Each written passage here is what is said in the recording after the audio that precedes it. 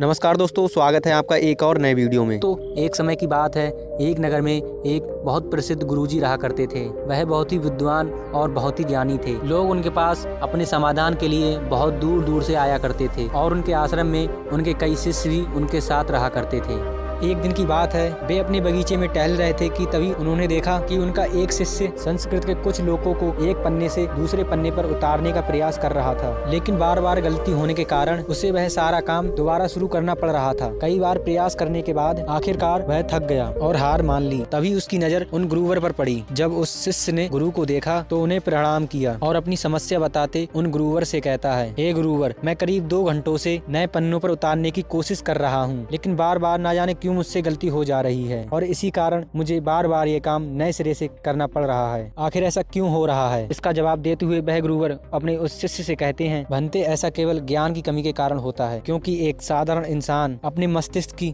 99% ऊर्जा को यूं ही व्यर्थ कर देता है। इसी कारण उसका मन किसी भी कार्य में नहीं लगता है और यही वजह है कि उनसे बार बार गलतियां होती रहती हैं और वह चाहकर भी उन गलतियों को सुधार नहीं पाते। तभी वह शिष्य गुरुवर से कहता है, कौन से कारण है गुरुवर? तभी वह गुरुवर अपने शिष्य से पहला कारण बताते हुए कहते हैं, भंते, आप लिखते वक्त जरूर किसी और घटना के बारे में सोच रहे होते हो। इसमें वह शिष्य हाँ में सर हिलाते हुए कहता है, जी गुरुवर, आपने बिल्कुल ठीक कहा। आज सभी शिष्यों की छुट्टी है और सभी अपने अपने कामों से बाहर गए हैं, लेकिन मुझे यह काम मिला है और मुझे इस काम को पूरा करना है। तभी वह युवा शिष्य उन गुरुवर से कहता है, हे गुरुवर, यदि हमारा मन कहीं न लगे और हम किसी भी कार्य को सही ढंग से ना कर पाएं, तो ऐसी स्थिति में हम अपने ध्यान को कैसे बढ़ा सकते हैं? इसका जवाब देते हुए वह गुरुवर अपने उस शिष्य से कहते हैं, भंते, मैं तुम्हें कुछ ऐसे तरीके बताता हूँ जिन्हें यदि तुम ध्यान में रखोगे तो तुम अपनी अवश्य ध्यान शक्ति को बढ़ा पाओगे और तुम किसी भी कार्य में गहराई से मन लगा पाओगे। आगे गुरुवर सबसे पहला तरीका बताता हूँ, भंते, जब भी मन तुम्हारा किसी भी कार्य में ना लगे तो गहरी सांसें लो और गहरी सांसें छोड़ो। ऐसा करीब 5 बार करो और अपने मन को काम और अन्य चीजों से हटाकर केवल सांस पर ले आओ। आगे गुरुवर अगला तरीका बताते हुए कहते हैं, भंते, जब भी तुम कोई काम कर रहे हो तो अपनी सारी इंद्रियों को एक काम से जोड़ने का प्रयास करो। जैसे अभी तुम लिखने का प्रयास कर रहे थे तो लिखते वक्त जब तुम कलम अपने हाथों में पकड़ते हो तो उंगलियों से अपने उस कलम का स्पर्श करो और आंखों से शब्दों को बनते हुए देखो और लिखते वक्त जो कलम से आवाज स्पर्श हो रही है उसे कानों से सुनो और ध्यान में रखो और अपनी नाक से उस स्याही की गंध को महसूस करो। इससे तुम्हारी सारी इंद्रियां एकजुट हो जाएंगी और एक ही काम से जुड़ जाएंगी। आगे वह गुरुवर कहते हैं, अपने काम से एकजुट हो जाओ और जुड़ जाओ, इससे तुम्हारा ध्यान अत्यधिक गहरा हो जाएगा। इसका अर्थ यह हुआ तुम काम के साथ एक हो चुके हो, यानी कि तुम काम में पूरी तरह से खो चुके हो और जब तुम इस प्रकार कोई भी कार्य करोगे तो तुम्हें समय का पता भी नहीं चलेगा और तुम्हारे कार्य में कोई भी गलती भी नहीं होगी। लेकिन मेरी एक बात और याद रखना, यदि बीच बीच में तुम्हारा मन भटकने लगे या फिर तरह तरह के विचार आने लगे और तुम्हारा मन इधर उधर भागने लगे तो डरना मत और दोबारा से ध्यान लगाने का प्रयास करना। उस शिष्य ने उन गुरुवर की सारी बातें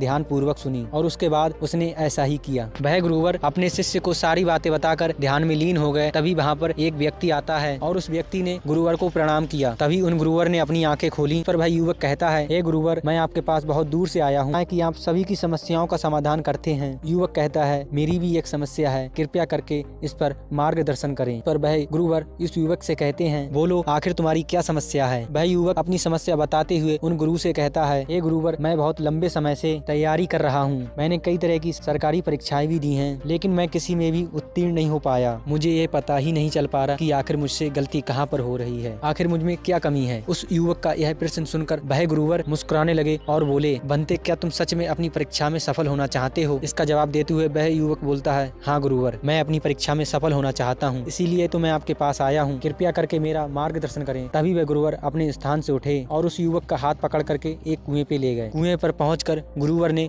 उस युवक के हाथ में एक घड़ा थमा दिया और उस युवक से कहा, इस घड़े में पानी भरकर वापस आश्रम में ले आओ। इतना कहकर गुरुवर वापस आश्रम लौट गए और वह युवक वहीं पर खड़ा खड़ा यह सोच रहा था कि इस घड़े को भरने से मेरे प्रश्न का उत्तर कैसे मिलेगा। तभी उस युवक ने घड़े में पानी भर के ऊपर खींचा तो देखा उस घड़े में तो छोटे छोटे छेद हैं और सारा पानी जमीन पे गिर गया। अब वह युवक मन ही मन में सोच रहा था कि इस घड़े में तो छेद है, मैं इस घड़े को आश्रम कैसे ले जाऊं। तभी उसने सोचा कि ये छेद तो छोटे हैं, मैं जल्दी जल्दी इन्हें आश्रम ले जाऊंगा और उसमें से पानी भी ज्यादा नहीं गिरेगा। यह सोचकर उस युवक ने वह घड़ा उठाया और जल्दी जल्दी गुरुवर के आश्रम पहुंच गया। जब वह वहां पर पहुंचा तो देखा मटके में पानी सिर्फ नाम मात्र के लिए रह गया था। इसे देखकर वह गुरुवर मुस्कुराने लगे और उस युवक से कहते हैं, मन का भटकाव बहुत बुरा होता है और तुम्हारे साथ भी यही हो रहा है। तुम्हारे मन में विभिन्न प्रकार के विचार हैं, अर्थात तुम एक समय में कई सारे विचार सोच रहे हो। दोस्तों, वीडियो कैसी लगी? अगर अच्छी लगी तो वीडियो को लाइक करें और दोस्तों चैनल को सब्सक्राइब कर लें।